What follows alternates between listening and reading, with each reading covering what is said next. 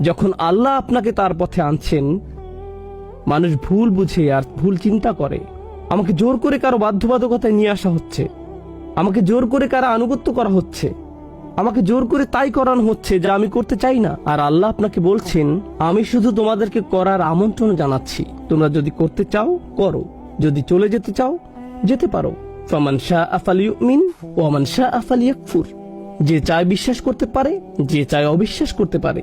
কুরআন প্রকাশ্যে বলছে তোমার চলে যাওয়ার স্বাধীনতা আছে, কিন্তু আপনি যদি আল্লাহর পথে আসেন সেক্ষেত্রে আপনি একাই সুবিধাভোগী। আপনি আল্লাহর কোনো উপকার করতে পারবেন না। আপনি যেমন আল্লাহর কোনো ক্ষতি করতে পারেন না, তেমনি আল্লাহর কোনো উপকারও করতে পারেন না। এজন্যই তিনি বলেছেন, ওয়ায়াবকা ওয়াজহু রাব্বিকা যুল জালালি ওয়াল ইকরাম। তার মর্যাদা রয়ে যাবে, তোমাদেরকে তার প্রয়োজন নেই।